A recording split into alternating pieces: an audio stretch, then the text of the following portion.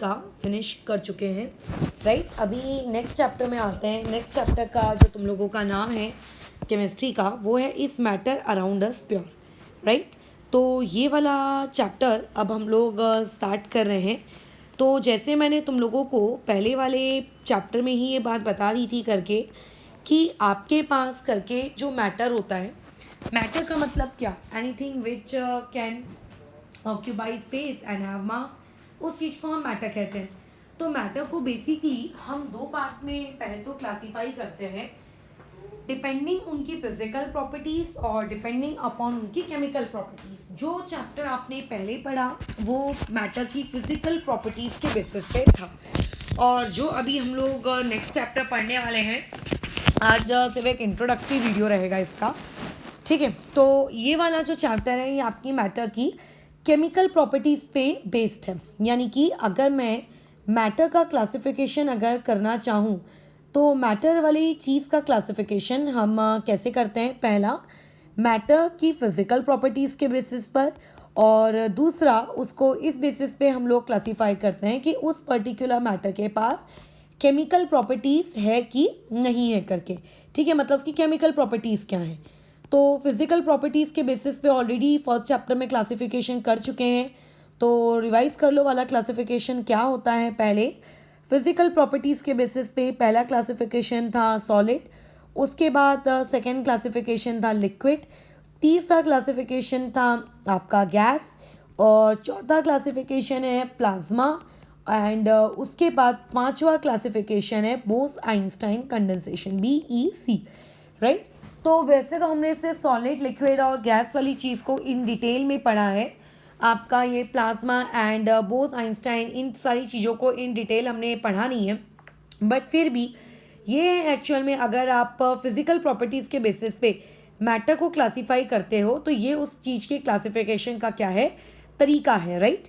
लेकिन अब हमारे पास मैटर जो है, उस मैटर को हम लोग अब उसकी केमिकल प्रॉपर्टीज़ के बेसिस पे क्लासीफाई करेंगे करके कि मैटर की केमिकल प्रॉपर्टीज़ क्या है करके, और मैटर को करके हम लोग किस तरीके से केमिकली उसको क्या कर सकते हैं, आप उसको डिस्टिंग्विश कर सकते हो। तो सबसे पहले केमिकल प्रॉपर्टीज़ के बेसिस पे अगर हम लोग जाएं तो मैटर को केमिकल प्रॉपर्टीज़ के बेसिस पे पहले इस बात में हम लोग क्लासीफाई करते हैं कि जो मैटर हमारे पास है वो मैटर हम लोगों का प्योर है कि वो मैटर हम लोगों का इम्प्योर है, राइट। पहले तो इसमें से एक क्लासिफिकेशन में बता देती हूँ, फिर प्योर इम्प्योर वाले वर्ड की तरफ जाएंगे कि वो पर्टिकुलर सब्सटेंस जो हमें दिया जा रहा है, वो पर्टिकुलर मैटर जो हमारे पास है, वो पर्टिकुलर मैटर हम लोगों का प्योर है कि वो पर्टिकुलर मैटर हम लोगों का इम्प्योर है।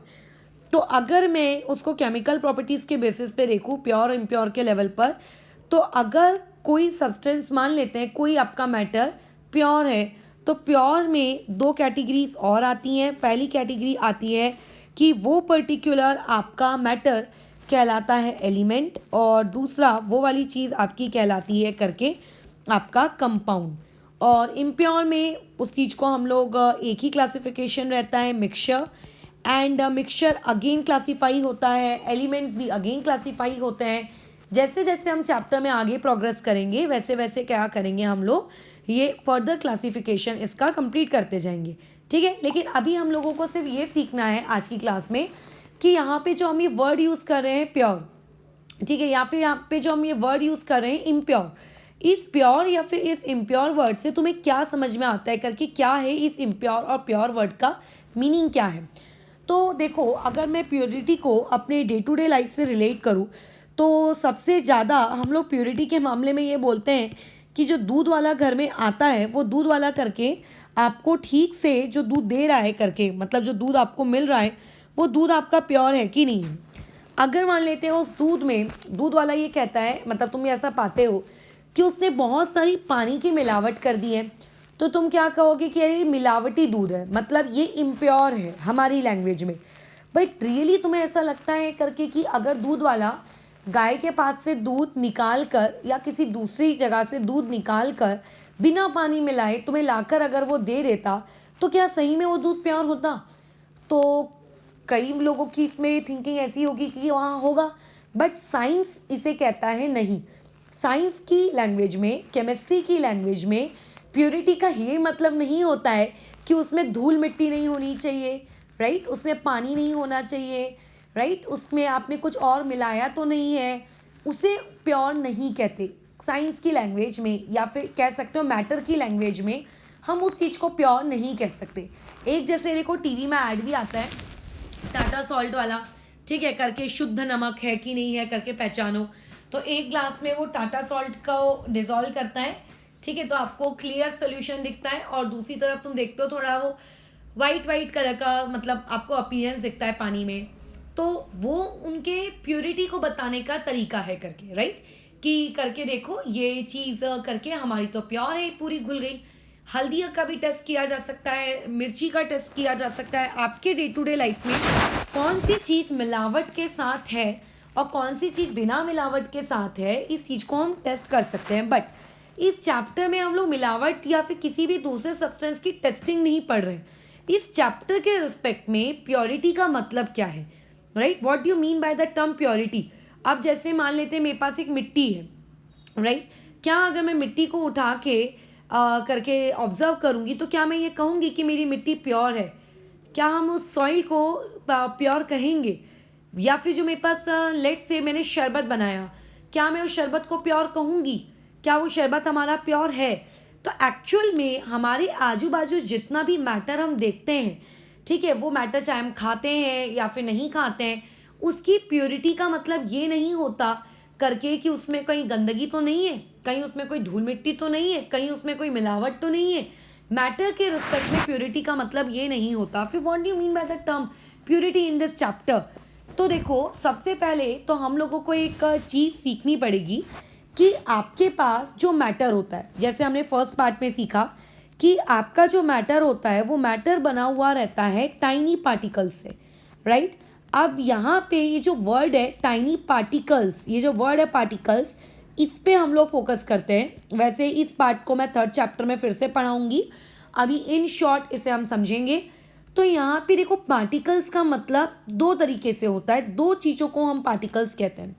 पहले पार्टिकल्स का मतलब होता है एटम्स, और दूसरे टाइप में पार्टिकल्स का मतलब होता है कॉम्बिनेशन ऑफ एटम्स, राइट। पहले में मतलब क्या होता है, पार्टिकल्स का मतलब क्या है, एटम्स, एटम्स को हम पार्टिकल्स कहते हैं कि matter is made up of atoms, या फिर तुम ये कह सकते हो कि matter is made up of combination of atoms, जिस कॉम्बिनेशन ऑफ एटम्स के लिए एक शॉर्ट वर्ड यूज किया जाता है, that short word is molecules करके, बराबर है। तो अगर आपका मैटर, ठीक है, अगर आपका मैटर एटम से बना है, हो सकता है आपका मैटर मॉलिक्यूल से बना हो, बराबर है। आपका मैटर एटम से भी बना हो सकता है, आपका मैटर मॉलिक्यूल से भी बना हो सकता है। तो पहले तो ये वर्ड को समझते हैं कि what you mean by the term atom. तो यहाँ ऊपर विजुअलाइज करो, ये मेरे पास एक कॉपर का ब्लॉक है। हमारी डे टू डे लाइफ में हम कॉपर बहुत जगह देखते रहते हैं, राइट। तो कॉपर का जो ब्लॉक है, ये कॉपर के ब्लॉक को अगर मैं तोड़ूंगी, छोटे छोटे छोटे छोटे टुकड़ों में तोड़ती गई तोड़ती गई तोड़ती गई, एकदम जितना मैं छोटा कर सकती हूँ उतने छोटे टुकड़े मैंने इसके किए। फिर इसके बाद जो मान लेते इसका सबसे छोटा टुकड़ा भी होगा ना, जो मेरे लिए मुझे ऐसा लग रहा होगा करके कि बस अब इसको मैं फर्दर डिवाइड नहीं कर सकती, अब ये इसका स्मॉलेस्ट पार्टिकल है, तो रियलिटी में वो उसका स्मॉलेस्ट पार्टिकल है ही नहीं। अगर आप उस स्मॉलेस्ट पार्टिकल का भी माइक्रोस्कोपिक लेवल पर, एटॉमिक लेवल पर अगर आप उसको व्यू करोगे, तो आप ये पाओगे कि वो कॉपर का जो ब्लॉक है उसके टाइनी पार्टिकल के अंदर का अरेंजमेंट कुछ इस तरीके का। देखो ये स्पेरिकल से आपको कुछ दिख रहे हैं। These sphericals things are known as what, आपका एटम्स।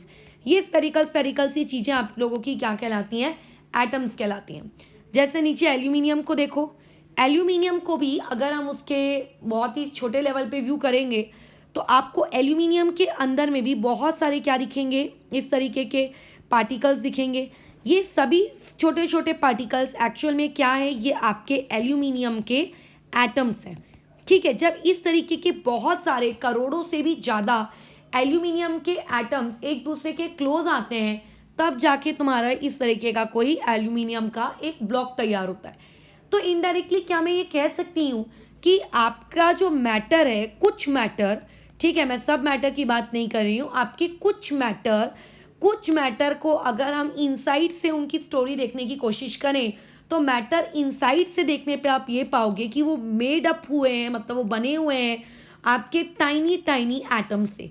आप हर जगह पाओगे, देखो कि थ्रू आउट यहाँ पे आपको क्या दिख रहे हैं, यही सेम टाइप के एटम दिख रहे हैं, ठीक है, सेम टाइप के एटम दिख रहे हैं। कॉपर केस में आपको पूरे कॉपर के एटम्स दिखेंगे, एल्यूमिनियम में आपको पूरे एल्यूमिनियम के एटम्स दिखेंगे। मैं ये नहीं कह रही हूँ कि ये वाला एटम और ये वाला एटम आपस में सेम है, ये जितने भी एटम्स तुम्हें यहाँ दिख रहे हैं ना, यहाँ ये जितने भी एटम्स दिख रहे हैं, ये एटम्स आपके सारे के सारे सेम हैं। यहाँ पे जितने भी एटम्स आपको दिख रहे हैं, ये सारे के सारे आपके सेम है। बट इन दोनों को अगर मैं बोलूँगी कि ये लोग आपस में सेम है, तो नहीं, एक मैटर का दूसरे मैटर के एटम्स के साथ हम रिलेशनशिप स्टैब्लिश नहीं कर रहे हैं फिलहाल, उसके लिए चैप्टर नंबर 3 को छोड़ देते हैं, राइट। बट इससे ये बात समझ में आ गई कि आपके इस सराउंडिंग में ऐसे कुछ सब्सटेंसेस एग्जिस्ट करते हैं, जिन सब्सटेंसेस को अगर हम लोग उनके इनसाइड में व्यू करें तो आप ये पाओगे कि वो सब्सटेंसेस बहुत छोटे छोटे टाइनी टाइनी किससे बने हुए हैं, एटम से बने हुए हैं। तो ऐसे मैटर जो आपके छोटे छोटे टाइनी एटम से बने हुए होते हैं, और सारे के सारे एटम्स आपके कैसे होते हैं, सेम टाइप के होते हैं। What do you mean by the word same type?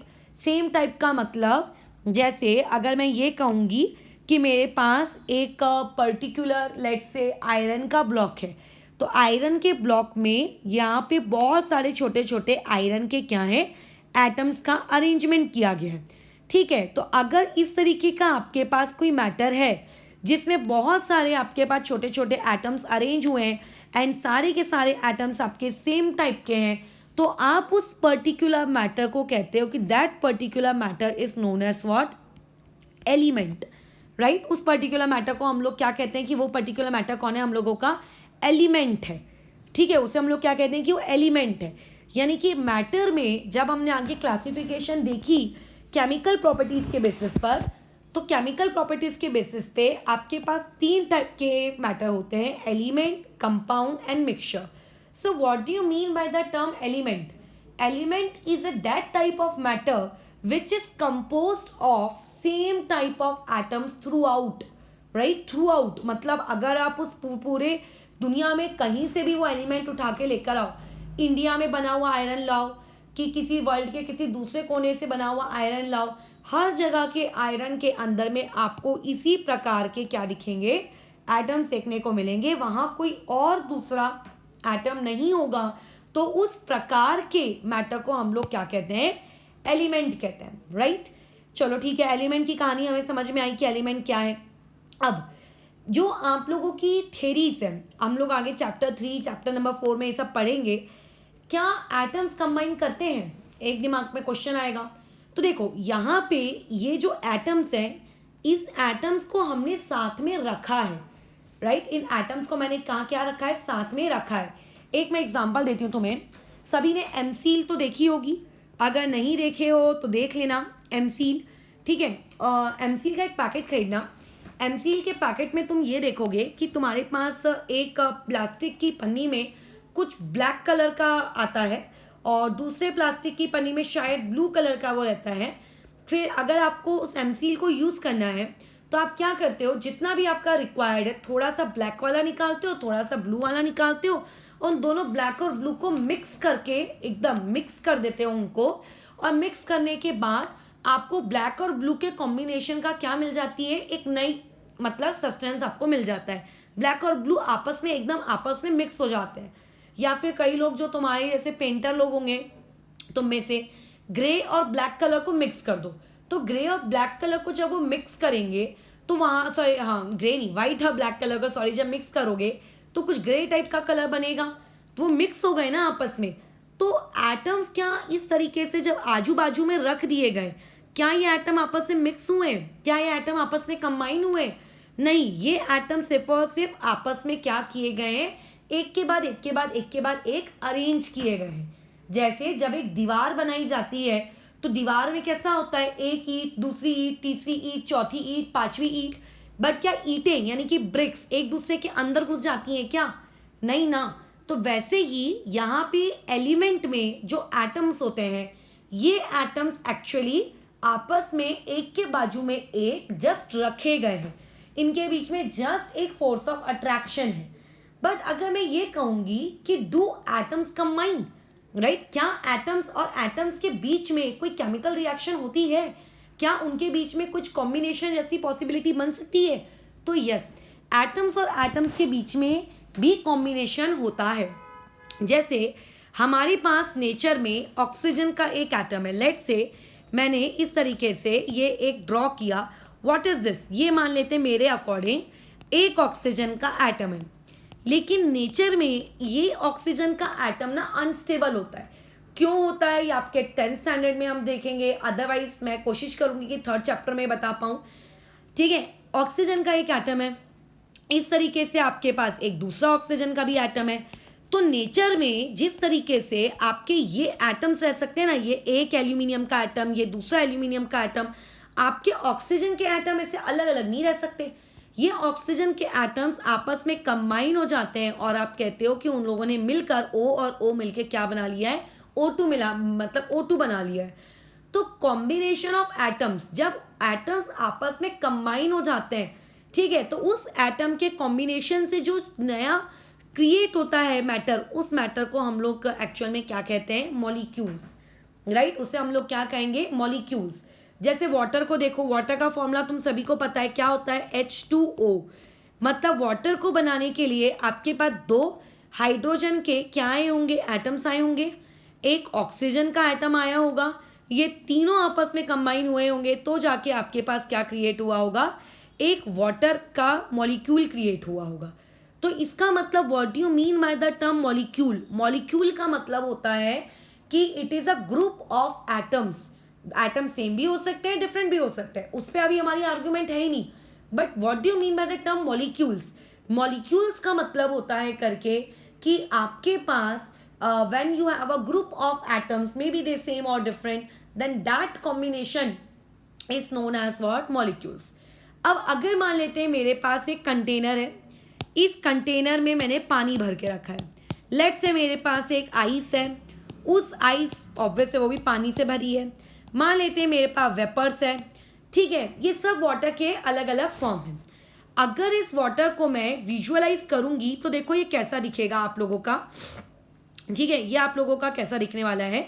जैसे यहाँ पे ध्यान दो जरा करके, तो ये वाली चीज़ तुम्हारी कुछ ऐसी दिखेगी, ये देखो यहाँ पे ये जो आपका वाटर है, ये जो आपका वाटर है, इस वाटर में तुम्हें क्या देखने को मिल रहा है, यहाँ पे देखो, ये वाटर को अगर हम विजुअलाइज करें तो आपको ये दिख रहा है एक ये ब्लू कलर का, ये ब्लू कलर का कौन है, आपका एक ऑक्सीजन, यहाँ पे 2 ये छोटे छोटे ग्रीन कलर के ये कौन है, आपके 2 हाइड्रोजन। तो तुम्हें हर जगह यहाँ तुम पाओगे कि इसके अंदर H2O H2O H2O H2O H2O ऐसी ढेर सारी H2O की यूनिट्स आजू बाजू है। क्या वाटर के अंदर हाइड्रोजन है? नहीं। क्या वाटर के अंदर ऑक्सीजन है? नहीं। क्या वाटर के अंदर ऑक्सीजन और हाइड्रोजन का कॉम्बिनेशन H2O है? यस। तो जब आपके पास बहुत सारे group of molecules, right, group of molecules, याद रखना, जब आपके पास ग्रुप ऑफ एटम्स होता है, ठीक है, एटम्स का कॉम्बिनेशन होता है, तो उसे हम लोग कहते हैं कि वो चीज़ क्या है, मॉलिक्यूल। और आपके पास अगर बहुत सारे सेम टाइप ऑफ क्या आ जाए, ग्रुप ऑफ मॉलिक्यूल्स आ जाएं, तो जब बहुत सारे एक जैसे मॉलिक्यूल्स साथ में आ जाते हैं, तो बहुत सारे मॉलिक्यूल जब साथ में आ जाते हैं तो क्या क्रिएट हो रहा है, देखो यहाँ पे वाटर क्रिएट हो रहा है, राइट। तो ऐसा मैटर जिसका अंदर से कंपोजिशन किससे बना हुआ है, मॉलिक्यूल से बना हुआ है, उस पर्टिकुलर मैटर को हम लोग क्या कहते हैं, कंपाउंड कहते हैं, राइट। सबसे पहले देखो 2 वर्ड्स क्लियर होने चाहिए थे। पहला वर्ड ये क्लियर होना चाहिए था कि what do you mean by the term atoms and what do you mean by the term molecule, ठीक है। तो एटम आपकी किसी भी सब्सटेंस की एक फंडामेंटल यूनिट है, राइट। अब अगर वैसे एटम्स आपस में कंबाइन होने लगे तो उन एटम्स के कॉम्बिनेशन को हम क्या कहते हैं, मॉलिक्यूल। अगर बहुत सारे एटम्स एक जगह आकर इकट्ठा हो जाए, बहुत सारे का मतलब बहुत सारे, सच दैट कि आपको अपनी आंखों से वो सब्सटेंस विजिबल होने लगे, तो उस पर्टिकुलर एटम, मतलब उस पर्टिकुलर मैटर को जो एटम से बना हुआ है, उस मैटर के अंदर एटम्स ही एटम्स से, एटम्स ही एटम्स से एक जैसे, तो उस पर्टिकुलर मैटर को हम लोग क्या कहेंगे, एलिमेंट। और अगर मान लेते हैं कि मेरे पास एक ऐसा मैटर है जो एक टाइप के मॉलिक्यूल से बना हुआ है, एक टाइप के मॉलिक्यूल, यानी कि अगर पानी है तो बहुत सारे पानी के molecule H2O H2O H2O H2O H2O, अगर ऑक्सीजन है तो O2 O2 O2 O2 O2 O2 O2। तो इस टाइप के मैटर को हम लोग कहते हैं कंपाउंड, राइट। इस टाइप के मैटर को क्या कहते हैं? कंपाउंड। या तो उनके पास एटम एटम एटम एटम ही होता जाएगा, या तो उनके पास एक ही टाइप के मॉलिक्यूल मॉलिक्यूल मॉलिक्यूल मॉलिक्यूल ही होते जाएंगे। लेकिन इमेजिन करते हैं तुम्हें अभी क्या कहते हैं, शक्कर और पानी, इन दोनों को घोल कर तुमने चाशनी बनाई, शुगर सिरप, ठीक है, इंग्लिश प्रोनाउंसिएशन। तो देखो शुगर सिरप तुम्हारा कुछ इस तरीके का दिखता है, ठीक है। इस व्यू को ध्यान से देखना कैसा है। ये देखो तुम्हारा शुगर सिरप, ये जो बड़े बड़े आपको क्लस्टर्स दिख रहे हैं ना, मैं मार्किंग कर देती हूँ, ये जो बड़े बड़े क्लस्टर्स दिख रहे हैं ये तुम्हारा शुगर है। शुगर को तुम सोचते हो कि शुगर अपनी कितनी छोटी सी है, राइट, बट शुगर का जो मॉलिक्यूल है देखो कितना बड़ा है। फिर ये शुगर के मॉलिक्यूल को मैंने डाल दिया पानी के अंदर, शक्कर हमने डाल दी पानी में। तो अब तुम एक बात बताओ, वो जो तुम्हारे पास सिरप बना, वो जो चाशनी बनी, उस चाशनी में अभी क्या सिर्फ पानी पानी पानी पानी के ही मॉलिक्यूल हैं क्या, या फिर क्या उस सिरप में सिर्फ शुगर शुगर शुगर शुगर के ही मॉलिक्यूल्स हैं क्या? नहीं। अब उस पर्टिकुलर सिस्टम में आपको क्या मिल रहा है? H2O के मॉलिक्यूल्स भी बहुत सारे देखने को मिल रहे हैं और शुगर के मॉलिक्यूल्स भी बहुत सारे देखने को मिल रहे हैं।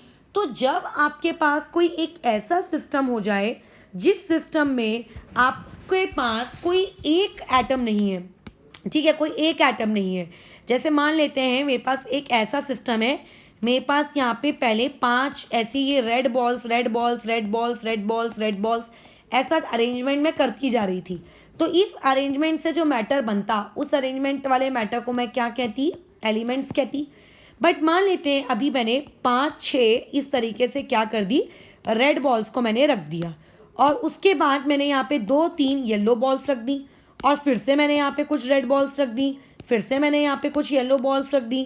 क्या अब ये वाली चीज़ एटम से नहीं बनी है क्या? ये एटम से तो बनी है, बट अब इसके अंदर मोर देन एटम्स आ गए, ज़्यादा एटम्स आ गए अलग अलग टाइप के। तो ये वाली चीज़ आपकी क्या कहलाएगी? मिक्सचर कहलाएगी, राइट। ये वाली चीज़ क्या कहलाएगी? मिक्सचर कहलाएगी।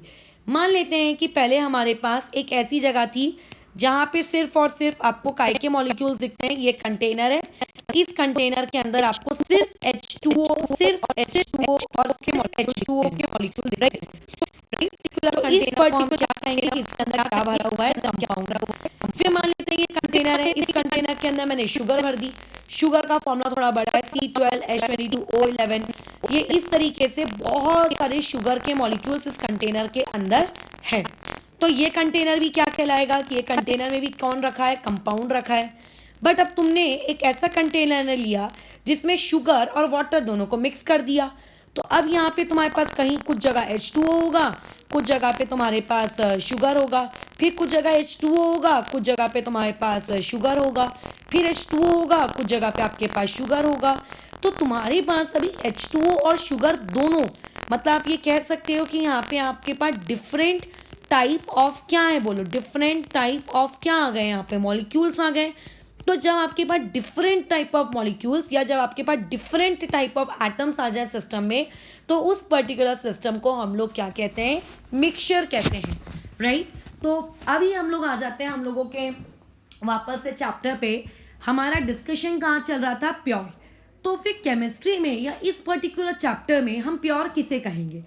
तो यहाँ पे प्योर का मतलब ये नहीं है कि आपने वहाँ पे क्या मिलावट की, क्या वहाँ पे धूल है, क्या उसमें पानी है, क्या इसमें मान लेते हैं तुम्हारी मम्मी ने तुम्हें उल्लू बनाकर, लेट से तुम्हें मतलब पालक, क्या कहूँ या मैं इस चीज़ को, पालक नहीं पसंद है, तुम्हारे पुलाव में उन्होंने पालक को मिक्स करके बना दिया, उल्लू बना दिया। लेट से किसी को कुछ पर्टिकुलर वेजिटेबल्स नहीं पसंद है, तो पाव भाजी की जो भाजी होती है उसमें बहुत सारी वेजिटेबल्स मैश करके डाल दी, तो उस तरीके की मम्मी ने मिलावट तो नहीं कर दी। तो यहाँ पे अपन उन मिलावटों की बात नहीं कर रहे हैं। यहाँ पे इस पर्टिकुलर चैप्टर में जो वर्ड होता है प्योर, इस प्योर का मतलब होता है ऐसे सब्सटेंसेस जिनके अंदर आपको सिर्फ और सिर्फ एक काइंड के, only one type of particles आपको देखने मिलेंगे। Only one type of particles, यानी कि अगर ऑक्सीजन का एटम है तो ऑक्सीजन का एटम ही रहेगा थ्रू आउट, अगर आयरन का एटम है तो आयरन का ही एटम रहेगा थ्रू आउट, ठीक है। Only one type of particles. अब पार्टिकल्स को बोलने से बेटर है कि मुझको ऐसा बोलना चाहिए कि only one type of atom होना चाहिए, या फिर वहाँ पे सिर्फ ओनली वन टाइप ऑफ क्या होना चाहिए, मॉलिक्यूल होना चाहिए। जैसे पानी का मॉलिक्यूल तो सिर्फ पानी का मॉलिक्यूल, शुगर का मॉलिक्यूल तो सिर्फ शुगर का मॉलिक्यूल, बट ऐसा नहीं कि थोड़े थोड़े पानी के थोड़े थोड़े शुगर के, ऐसा ना चलेगा, ठीक है। अब जैसे तुम्हारे घर में स्टेनलेस स्टील होती है, पता है स्टील जिस प्लेट में अपन खाना खाते हैं, क्या वो लोहे की होती है? नहीं, उस स्टील के अंदर ना बहुत सारी चीज़ें होती हैं, तो उसके अंदर कुछ एटम आयरन के होते हैं, कुछ एटम उसके अंदर कॉपर के होते हैं। तो क्या ऐसी चीज़ को हम प्योर बोलेंगे? नहीं। तो हमारा जवाब क्या होगा? नहीं, ये लोग प्योर नहीं है। क्यों ये लोग प्योर नहीं है? क्योंकि अगर इनके अंदर सिर्फ आयरन का एटम्स होते तो हम कहते कि यस दे आर प्योर, या फिर उनके अंदर सिर्फ कार्बन के एटम्स होते तो हम क्या कहते कि yes they are pure. But तुमने आयरन और कार्बन को मिक्स कर दिया, तो कुछ एटम्स वहाँ पे आयरन के हैं, कुछ एटम्स वहाँ पे आपके क्या कहते हैं कार्बन के हैं। तो ऐसी चीज़ों को हम लोग प्योर नहीं कहेंगे। तो हमारे मैटर में जितनी भी चीज़ें होती हैं उन चीज़ों को हम लोग प्योर कब बोलते हैं? अगर उनका कंपोजिशन या तो सिर्फ एक प्रकार के एटम से बना हुआ रहना चाहिए, या तो फिर एक प्रकार के मॉलिक्यूल से। मॉलिक्यूल का मतलब तो समझ गए हो ना क्या है। अब किसी को क्या, मैक्सिमम लोगों को ये डाउट आता है कि आप मॉलिक्यूल को कैसे प्योर कह सकते हो। मॉलिक्यूल में जैसे H2O, यहाँ पे भी तो देखो दो दो एटम है, तो देखो मॉलिक्यूल का मतलब होता है ग्रुप ऑफ एटम, राइट। ये एक ग्रुप बन गया, तो वैसा ही एक और ग्रुप होना चाहिए। ऐसा नहीं होना चाहिए कि यहाँ पे H2O है और यहाँ पे H2O2 है, यहाँ पे कहीं HO है, यहाँ पे कहीं मान लें HO3 है, ऐसा नहीं चलेगा। एक ही टाइप का ग्रुप भी चलेगा, ठीक है। कंबाइन हो गए ना, एटम का कॉम्बिनेशन चलेगा कि एटम केमिकली कंबाइन हो गए, केमिकली कंबाइन होने के बाद मॉलिक्यूल बना लिए, तो एक ही टाइप के मॉलिक्यूल चलेंगे, एक ही टाइप के एटम चलेंगे। जैसे ये आयरन है Fe और ये है कॉपर, क्या ये केमिकली कंबाइन हो सकते हैं? ना, ये केमिकली कंबाइन नहीं हुए। तो ऐसे में अगर आप आधा आयरन आधा कॉपर का आइटम रख दोगे तो वाली चीज़ आपकी फिर प्योर नहीं कहलाएगी। तो हमारे आजू बाजू में जैसे वाटर है, वाटर किससे बना हुआ है? वाटर के मॉलिक्यूल से, इसीलिए हम बोलेंगे कि वाटर कैसा सब्सटेंस है? प्योर।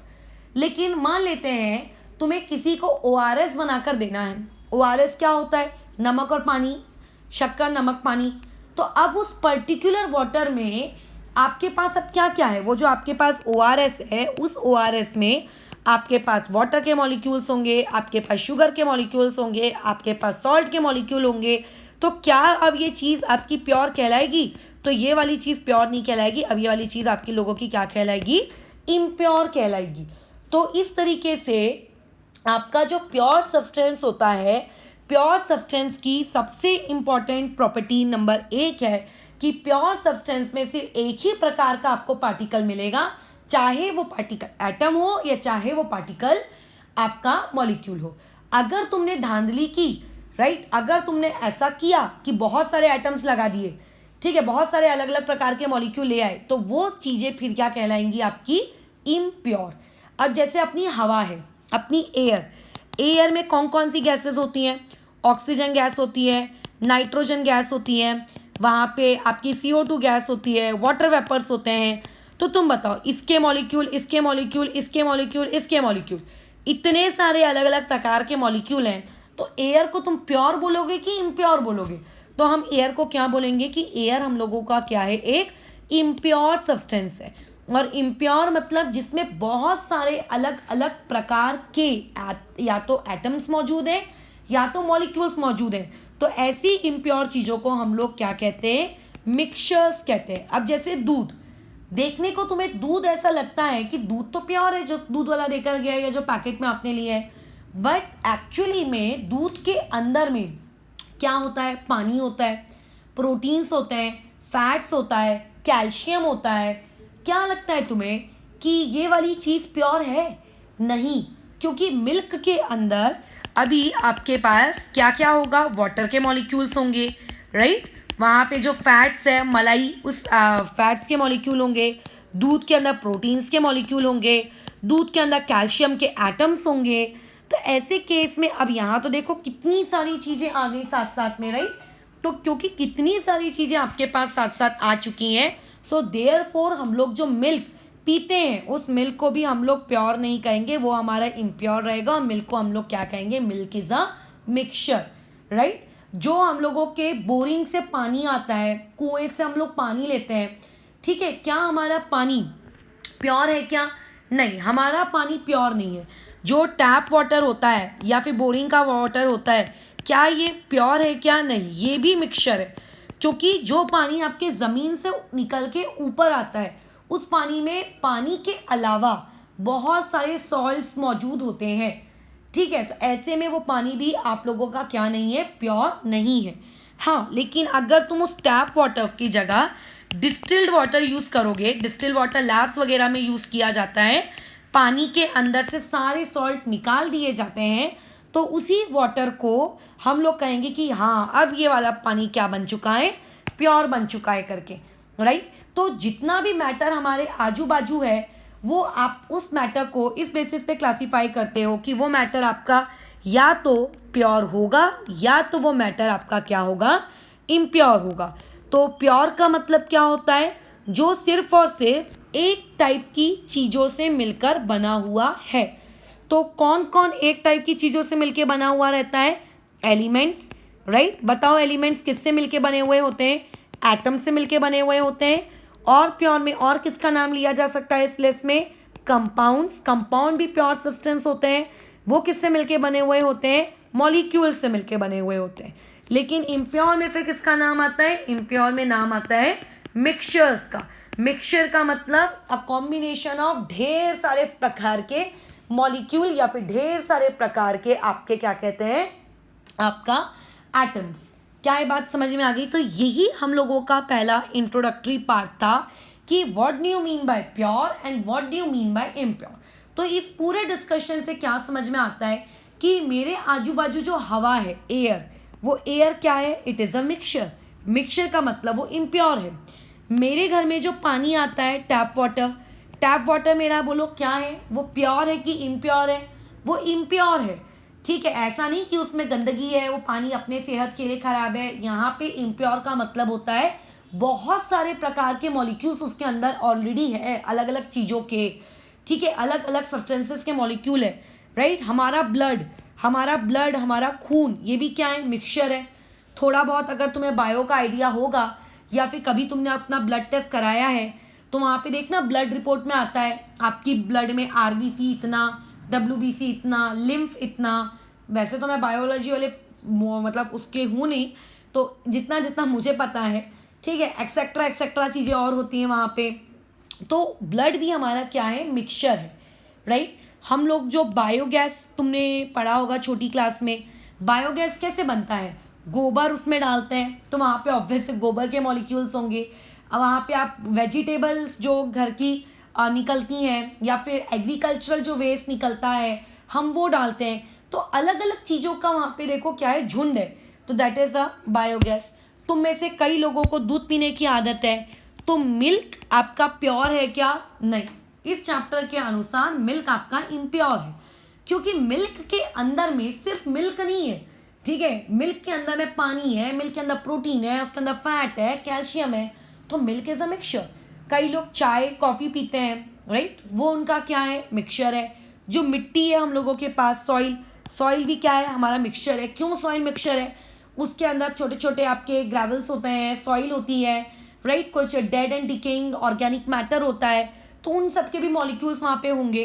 तो therefore soil is also a mixture, right. जो शरबत तुम पीते हो, चूड़ा जो तुम खाते हो, these are all the example of mixture. So what do you mean by the mixture? Mixture means एक ऐसी चीज जहाँ पे आपको बहुत सारे डिफरेंट काइंड के क्या मिलेंगे? एटम्स, या फिर हो सकता है वहाँ पे क्या मिलेंगे? पार्टिकल्स मिलेंगे, राइट। तो कौन से पानी को हम लोग प्योर कहेंगे? तो जो हमारा डिस्टिल्ड वाटर होता है, राइट, लैब्स में हम लोग ऐसे यूज़ करते हैं, डिस्टिल वाटर को हम लोग क्या कहते हैं कि distil water is pure. But distil water को मैं एलिमेंट कहूँगी कि डिस्टिल वाटर को मैं कंपाउंड कहूँगी? Now the question, think, water is a what, it is an element और मॉलिक्यूल, वो मतलब एलिमेंट है कि कंपाउंड है, खुद सोचो। तो वाटर यानी कि H2O, H2O यानी कि मॉलिक्यूल, और मॉलिक्यूल यानी कि कंपाउंड। तो डिस्टिल वाटर आपका एक प्योर सब्सटेंस है जो किस कैटेगरी में लाई करता है, वो कंपाउंड्स की कैटेगरी में लाई करता है करके। होप सो कि यहाँ तक पार्ट समझ में आया है। ठीक है, चलो अब नेक्स्ट मतलब कंसेप्ट में हम लोग मूव करते हैं। वो क्या है, कंसेप्ट नंबर 2 हम लोगों का ये है कि जो हम लोगों के पास प्योर चीज़ें होती हैं, राइट, प्योर में एलिमेंट भी आ सकता है, प्योर में आप लोगों का क्या आ सकता है करके, कंपाउंड भी आ सकता है। तो ऐसी प्योर चीज़ों को अगर आपको सेपरेट करना हो, राइट, तो सेपरेशन का मतलब, जैसे तुमने शायद छोटी क्लासेस में ये एक्सपेरिमेंट सुना होगा कि यहाँ पे आपके पास थोड़ा सा पड़ा हुआ है सॉडस्ट। ठीक है, इस सॉडस्ट में हम लोगों ने डाल दी है एक आयरन के कुछ छोटे छोटे पार्टिकल्स। अब तुम्हें इस आयरन के छोटे छोटे पार्टिकल्स को अलग करना है, तो क्या करोगे, छन्नी लेके छानोगे क्या? नहीं, ऊपर हमने एक मैग्नेट लगाएंगे। मैग्नेट क्या करेगी, सारे आयरन के पार्टिकल्स को अट्रैक्ट कर लेगी, आयरन के पार्टिकल अलग, सॉडस्ट अलग, राइट, वी कैन सेपरेट, हम उन्हें सेपरेट कर पाए, है ना। तो ऐसे में जो आपके प्योर सब्सटेंस होते हैं, प्योर सब्सटेंसेस के कुछ कैरेक्टरिस्टिक्स होते हैं, राइट, प्योर सब्सटेंस के कुछ क्या होते हैं, कैरेक्टरिस्टिक्स होते हैं। जैसे कि प्योर सब्सटेंस का जो मेल्टिंग पॉइंट होता है और जो बॉइलिंग पॉइंट होता है, वो बॉइलिंग पॉइंट फिक्स होता है, राइट, उसका मेल्टिंग या बॉइलिंग पॉइंट क्या होता है, फिक्स होता है। लेकिन जो तुम्हारा मिक्सचर होता है, क्योंकि मिक्सचर में बहुत सारी चीज़ें आपस में मिक्स हैं, उसका कंपोजिशन फिक्स नहीं है, तो उन लोगों में, मिक्सचर में उन लोगों का जो आपका मेल्टिंग पॉइंट है या फिर जो बॉइलिंग पॉइंट है, वो आप लोगों का फिक्स नहीं होता है, राइट, वहाँ पे वो आपका मेल्टिंग पॉइंट या बॉइलिंग पॉइंट फिक्स नहीं होगा। पॉइंट नंबर 2, जो आपका मिक्सचर होता है, राइट, अगर तुम्हें मिक्सचर को सेपरेट करना है, जैसे कि देखो सॉडस्ट और आयरन, ये भी तो मिक्सचर ही है, क्या इस मिक्सचर को तुम सेपरेट कर पाए, किसकी मदद से, मैग्नेट की मदद से, राइट। तुम्हारे चावल में लेट से कोई कंकड़ है, चावल को पकाने से पहले अपन वो कंकड़ या वो गंदगी हटाते हैं कैसे, मम्मी तुम लोगों की उसको बीनती है कैसे, हाथों से बीना, फिजिकल प्रोसेस की, हमने चावल के अंदर से गंदगी हटा ली है करके, राइट। तो जो मिक्सचर होता है, मिक्सचर में जो आपने अलग अलग चीज़ें मिक्स करके रखी हैं, राइट, अलग अलग चीज़ों को आपने मिक्स करके रखा है, उस मिक्सचर के अंदर से उन अलग अलग चीज़ों को आप क्या कर सकते हो, सेपरेट कर सकते हो। ठीक है, उनको आप क्या कर सकते हो, सेपरेशन उनका कर सकते हो फिजिकल प्रोसेस के थ्रू। ठीक है, फिजिकल प्रोसेस के थ्रू, ये सारी बातचीत आगे डिटेल में आएगी, बट राइट नाउ मैं तुम्हें अभी थोड़ा थोड़ा आइडिया देती जा रही हूँ। लेकिन अगर आपके पास एक प्योर सब्सटेंस है, तो उस प्योर सब्सटेंस को आप सेपरेट नहीं कर सकते फिजिकल प्रोसेस के द्वारा। मैंने ये नहीं कहा कि वो प्योर सब्सटेंस सेपरेट नहीं हो पाएंगे, मे भी हो पाए, बट फिजिकल प्रोसेस से तो नहीं हो सकते, राइट। तो यहाँ पे हम लोगों का एक स्टेटमेंट क्या बन जाएगा, कैन नॉट बी सेपरेटेड। ठीक है, कैसे, by physical process, that is PP. ठीक है, उसके बाद तीसरा पॉइंट, आपका जो प्योर सब्सटेंस होता है, प्योर सब्सटेंस में क्या होता है, आपका मतलब सिर्फ वन टाइप ऑफ पार्टिकल आपको देखने को मिलेगा उस पूरे सब्सटेंस में, one type of particle, particle का मतलब एटम भी हो सकता है और मॉलिक्यूल भी, लेकिन मिक्सचर में तुमको वहाँ पे क्या देखने को मिलेगा, 2 और मोर टाइप ऑफ पार्टिकल्स वहाँ पे आपको देखने को मिलेंगे करके। ठीक है, तो ये एक्चुअल में हम लोगों का इंट्रोडक्शन था आपके इस मैटर अराउंड अस प्योर वाले सब्सटेंस के साथ। ठीक है, होप सो कि जो मैंने बताया वो चीज़ें तुम्हें समझी हैं। इन केस अगर कुछ भी डाउट आता है तो उस चीज़ को बताओगे कि देखो यहाँ पे गड़बड़ है, या फिर यहाँ पे वाली स्टेप नहीं समझ में आई है करके। ठीक है, अच्छा, अब यहाँ पे बस एक चीज़ देख लो, ये ऊपर ये देखो, ये फिगर दिख रहा है, क्या दिख रहा है इसमें कि यहाँ पे सारी की सारी बॉल्स आपकी कैसी हैं, ग्रीन कलर्स की हैं, कोई दूसरा कलर तुम्हें यहाँ पे देखने को मिल रहा है क्या, नहीं। तो ऐसे केस में, क्योंकि यहाँ पे आपको सिर्फ green green green green green green green balls दिख रही है, राइट, तो इसे हम लोग क्या कहेंगे कि अरेंजमेंट है, ये किस चीज़ का अरेंजमेंट है? ये अरेंजमेंट है आपके एटम्स का, और अरेंजमेंट ऑफ एटम्स को ही हम लोग क्या कहते हैं? एलिमेंट्स। मतलब ये एक चीज़ क्या है? एक एलिमेंट है। लेकिन इस चीज़ को देखो, यहाँ पे क्या आपको कंप्लीटली सिर्फ एक ही ग्रीन एटम दिख रहा है क्या? नहीं, यहाँ पे तुम्हें एक पर्पल कलर का भी एटम दिख रहा है, बट अगर तुम यहाँ पे ध्यान से ऑब्जर्व करोगे तो एक पर्पल एक ग्रीन, एक पर्पल एक ग्रीन, एक पर्पल, फिर purple green, purple green, purple green. मतलब यहाँ पे आप ये कह सकते हो कि अरेंजमेंट हो सकता है डिफरेंट एटम्स भी हो, बट एक फिक्स्ड है ना पैटर्न। पैटर्न फिक्स है ना कि एक लड़का एक लड़की, एक लड़का एक लड़की, एक लड़का एक लड़की, एक लड़का एक लड़की, इस तरीके से एक पैटर्न फिक्स है। ठीक है, तो ये वाली चीज़ आपकी क्या कहलाएगी? कंपाउंड। कंपाउंड में आपको क्या देखने को मिलता है? वहाँ पे कॉम्बिनेशन देखने को मिलता है। किस चीज़ का कॉम्बिनेशन देखने को मिलता है? एटम्स का, लेकिन एक फिक्स्ड पैटर्न में। ठीक है, कैसा होना चाहिए? एक फिक्स पैटर्न में आपको अरेंजमेंट देखने को मिलेगा। और उस चीज़ को, यानी कि ये कौन है आप लोगों का? ये कंपाउंड है। ठीक है, ये कौन है आपका? कंपाउंड। अब नीचे के केस में आओ। नीचे के केस में तुम्हें क्या लग रहा है? इस दोनों इमेजेस को ध्यान से देखो। क्या यहाँ पे तुम्हें ऐसा एक बार भी फीलिंग आ रही है कि ग्रीन एटम और आपके ब्लू एटम्स करके ढंग से मतलब अरेंज किए गए हैं? कोई पैटर्न दिख रहा है कि दो लड़के फिर एक लड़की, फिर दो लड़के फिर एक लड़की? किसी भी प्रकार का पैटर्न है क्या? नहीं। यहाँ पे सब कुछ रैंडम है। जिसको जहाँ बैठना है बैठो, जिसको जहाँ खड़े रहना है वहाँ खड़े रहो। तो ग्रीन एटम अपनी मर्जी से घूम रहे हैं, ब्लू एटम अपनी मर्जी से घूम रहे हैं। यहाँ पे किसी भी प्रकार का कोई आपको फिक्स पैटर्न देखने को नहीं मिल रहा। क्या यहाँ पे डिफरेंट एटम्स नहीं है? यहाँ पे भी डिफरेंट एटम्स है, बट कोई फिक्स पैटर्न नहीं है। तो ऐसी चीजें जिसमें एटम्स तो डिफरेंट डिफरेंट होते हैं बट फिक्स पैटर्न नहीं होता, those terms are known as what? आपका मिक्सचर। और जिसमें आपको डिफरेंट डिफरेंट एटम्स दिखेंगे बट फिक्स पैटर्न दिखेगा, that is known as what? आपका कंपाउंड।